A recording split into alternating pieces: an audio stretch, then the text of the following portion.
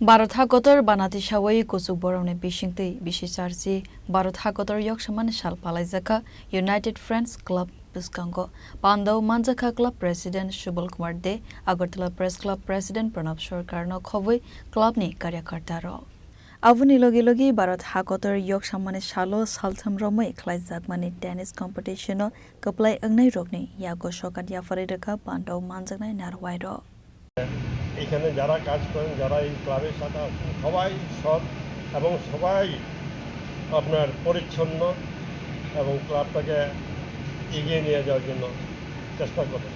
আমি জানি না আমি শেষ করে যেতে পারবো না এই যে সমস্যাগুলো সৃষ্টি হয়েছে। আর রাজনীতি আপনার চারিদিকে জড়িয়ে আছে, সব জায়গায় রাজনীতি। তা আমি যেহেতু রাজনীতির সাথে যুক্ত না, কোনো দলের সাথে যুক্ত না, সবারই পরামর্শদাতা, কিন্তু ভালো কাজের পরামর্শ নেয় না এখন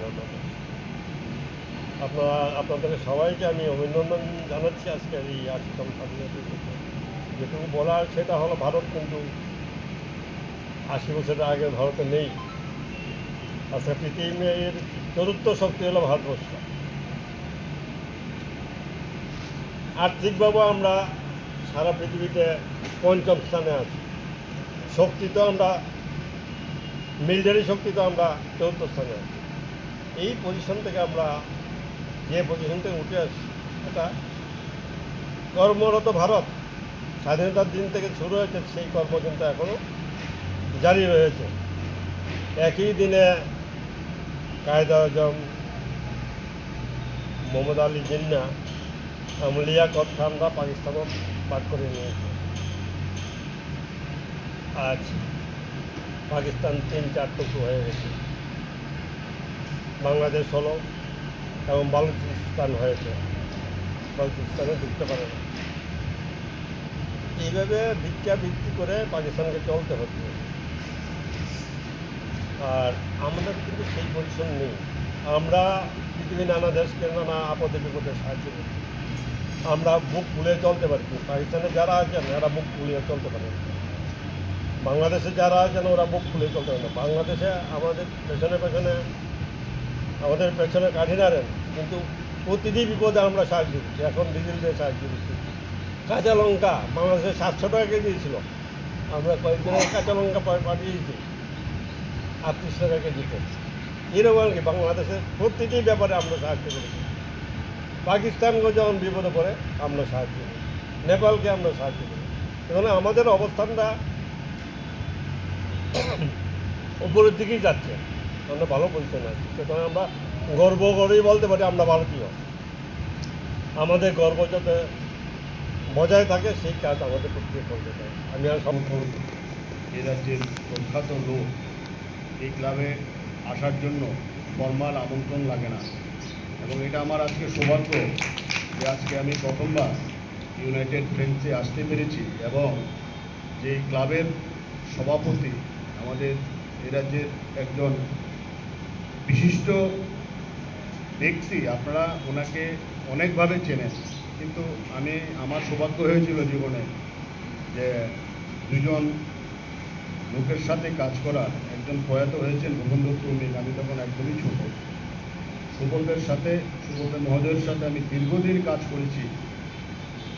আমি আজকে একটা কথা এখানে বলছি যে একটা ক্লাব রিলেটেড, মানে সমাজ সেবা রিলেটেড জানি না, একটা ক্লাব রিলেটেড হতে পারে। সেটা হলো একবার আমি আর উনি দিল্লিতে গিয়েছিলাম প্রধানমন্ত্রীর শপথ গ্রহণ অনুষ্ঠানে। আসার সময় যখন এয়ারপোর্টে আসি তখন আমি ওনাকে বলছি যে অনেক খিদে পেয়েছি, কিন্তু খেতে হবে। তা আমি কথা বলে আমি আবার মোবাইল করছি, হঠাৎ দেখে উনি নেই আমার পাশে। অনেক করে উনি এতগুলো খাওয়ার নিয়ে এই বয়সে আস্তে আস্তে হাঁটতে জল টল নিয়ে আসছেন। তো একজন পিতাই এরকম স্নেহ করতে পারে, তো আপনারা যাকে বসিয়েছেন মাথার উপর, এটা আপনাদেরও সৌভাগ্য, আমাদেরও সৌভাগ্য। এই ক্লাবের একটা দীর্ঘদিনের সুনাম ঐতিহ্য রয়েছে।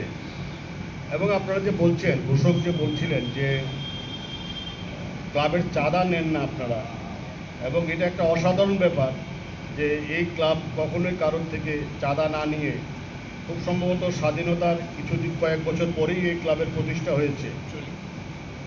52-তে প্রতিষ্ঠা হয়েছে। 52-তে প্রতিষ্ঠা হয়েছে। তো স্বাধীনতার পরেই এই ক্লাবটা যেহেতু হয়েছে, সেই জন্য ওই মনোভাবটা সবার কাছে রয়ে গেছে যে আমরা শুধু দেশ সেবাই করব, আমরা কারো কাছ থেকে কিছু নেব না। আজকে জানেন যে ক্লাব সংস্কৃতির কী অবস্থা, যেখানে টাকা পয়সা ছাড়া বিভিন্ন ক্লাবের বিরুদ্ধে বিভিন্ন ধরনের অভিযোগ আছে। সেখানে এমন একটা ক্লাব যার বিরুদ্ধে বিন্দুমাত্র কোনো অভিযোগ নেই, মানুষের কাছ থেকে টাকা না নিয়ে ওনারা যেভাবে ক্লাব পরিচালনা করছেন, এটা আপনারা যারা আজকে মঞ্চে বসে রয়েছেন, সভাপতি থেকে সম্পাদক থেকে সহসভাপতি থেকে ঘোষক থেকে আপনারা যারা এখানে বিশিষ্ট সদস্যরা রয়েছেন, তাদের ওই ধরনের মানসিকতা রয়েছে বলেই আজকে আপনারা এই কাজটা করে যেতে পারছেন।